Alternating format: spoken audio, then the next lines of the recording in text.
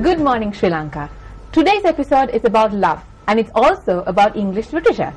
What a combination that goes hand in hand. And today we are very excited to have two very special people in the studio who represent love and who also represent English literature.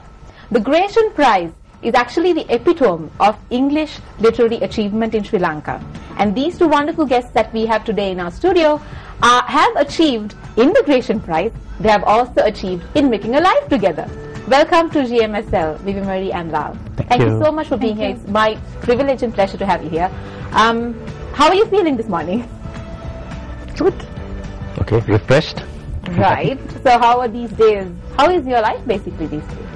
I think very busy because I'm trying to get a book published. And busy.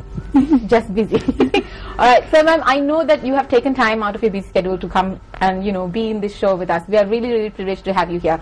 The very first serious question that I'm going to ask you to is, sir and ma'am, please tell me that when you write, I heard a little birdie came and told me that stories come to you, stories flow into your writing, and they actually, you're very gifted in that.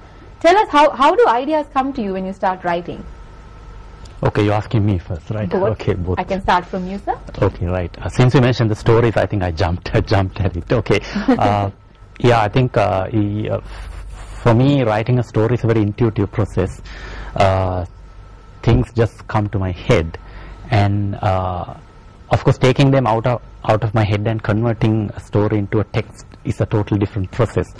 But I think if you ask me about this novel or the short stories I've written, yes, the idea was, or the germ or the seed was always hovering somewhere here. Yes. And it's always a matter of finding the correct time and the place to get it out. Right. And you believe that it requires a lot of discipline to, sit in one place, start writing, or does it randomly come to you? Do you start writing in the bus? Because I heard that writers usually do that sometimes. They start writing two pieces in the bus, or maybe, in the backyard. Or do you actually sit down and say, I'm going to start writing? And okay, it happened both ways. Sometimes right, I write the idea down in a little notebook. Okay.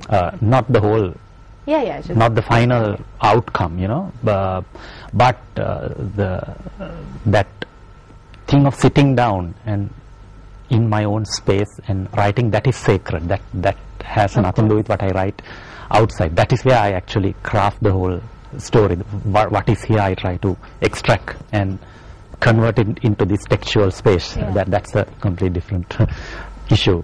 But maybe you should ask Vivi Marie, because she writes poetry. I don't write stories, obviously. Of course. Yeah. I'm not a disciplined writer, I would say. I just jot things down as and when they come to my mind. Mm-hmm. Sometimes I make an effort. If there's an issue that's really bothering me, then I make an effort to write something about it. I can't have, I don't have one kind of role that I just write when I feel inspired to write.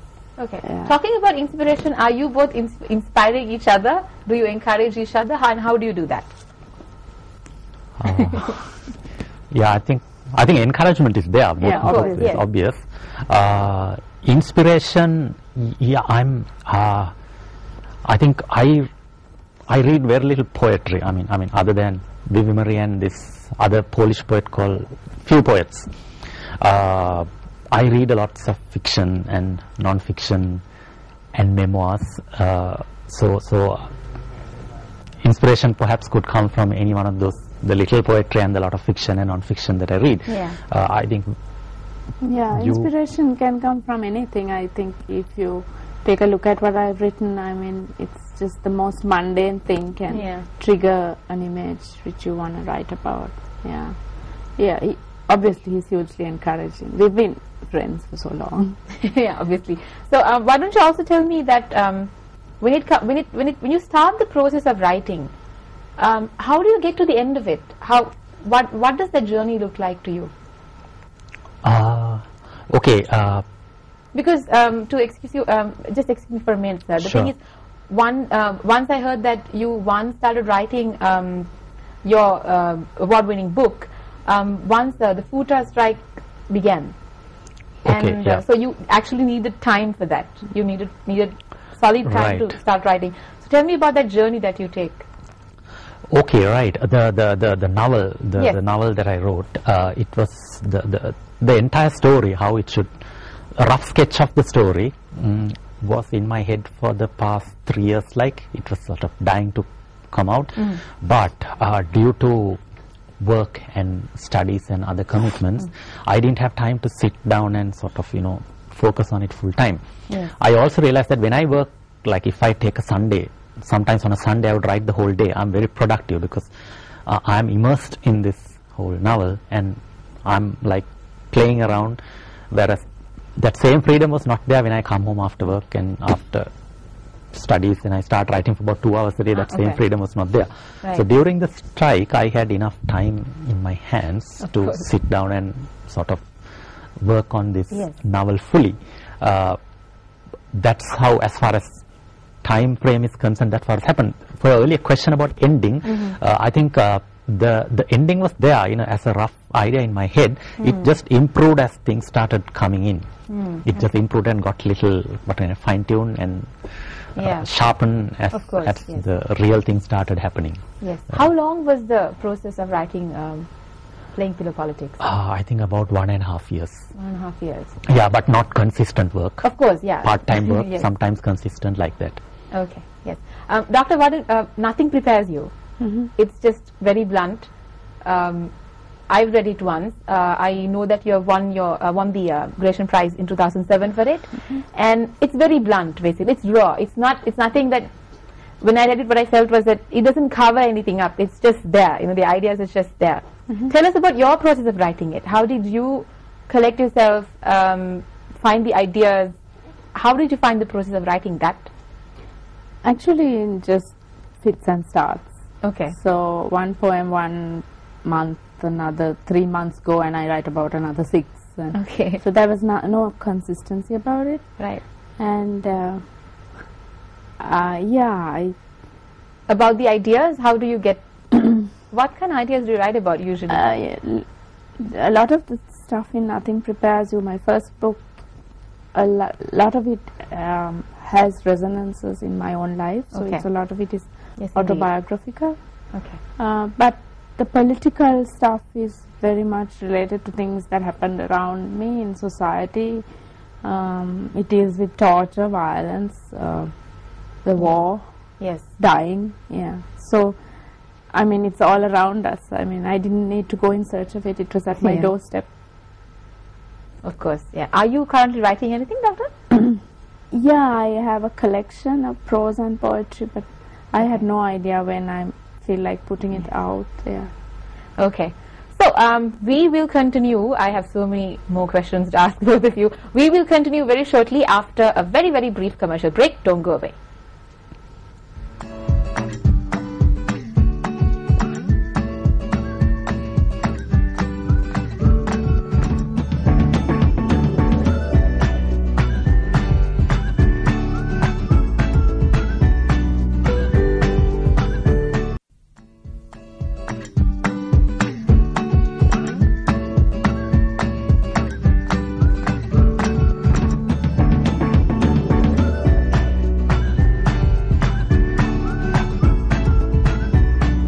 Welcome back to Good Morning Sri Lanka. I hope you have a very, very good morning until now, and of course you'll have a wonderful time with us right now with Dr. Vimari Vaniputun and Lal Madhavatayada right now, who have joined me to share their wonderful ideas about English literature and of course their own piece of writing.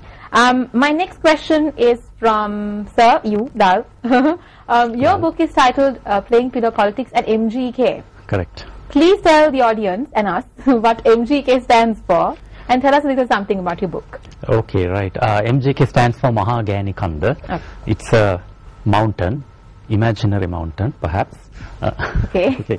Perhaps. Why did you say perhaps? Okay, I will leave that question mark for the okay. moment. Yeah, as the title suggests, it says playing pillow politics at MGK. So the word pillow and politics are there, the two, what can I say, the content words. Okay. Yeah, it's a novel about people, their hopes, their desires, their love, politics, and a pillow.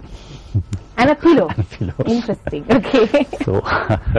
You don't want to give any other details? Yeah, it's a story about this mountain, like I said, imaginary perhaps mountain, and it's about the people who lived there and how they were evicted and their lives, what happened there, and how when we enter the novel, we enter at the present. At present, there's a posh boutique hotel built on the mountain, and then I deconstruct the whole hotel and take you back to what it was before the hotel came. Right. Okay, so that's interesting. Okay, and do you, in your opinion, do you think any kind of audience can actually relate to this book? I mean. Okay, I mean, it would be too early for me to say anything, because I think the only people who have read my novel so far is the Grecian, the judges, and of course Baby Marie. Maybe you can ask her. And I mean, let us see. I hope everybody will understand, because it's a very Sri Lankan context, and a very what can I say, proletariat Sri Lankan consciousness that tells the story. So let's hope that everyone understands. When I said everyone, I meant people of different age categories. Ah, right. Okay. Okay. Yeah, it's more or less an adult novel. Yes. Okay. So hopefully it's. Hopefully it will be recommended for syllabus. Hopefully. Like that. Hopefully. All right. So I have a quote by Mr. Jayantha Dhanapala, chairman of the Grecian panel of judges. He says, "The novel succeeds best at the level of allegory. It's therefore an extended metaphor of our community with all its political, economic and social complexities, treated with supreme irony, witty at times, and at other moments with deep sympathy." Does that describe your book? Yeah, I think personally I'm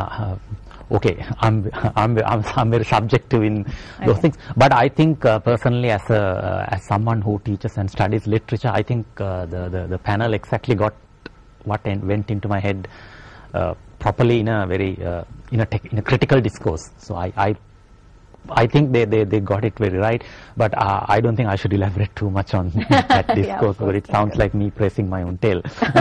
Yeah, but then okay, so moving, just taking a little bit out of what you said, you mentioned that you teach literature in the Open University, and I know it for a fact. So, but I also read that you actually love teaching literature, because teaching has to come. I believe that teaching has to come from within. You know, the love for teaching, you can't really force it on somebody. Right.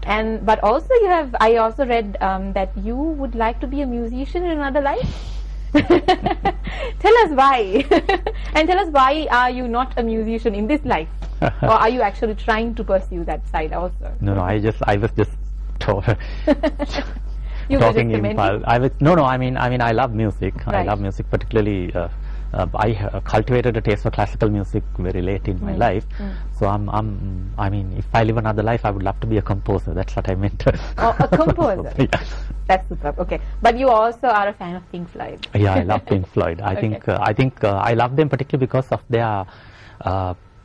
They created a genre called psychedelic rock. Okay.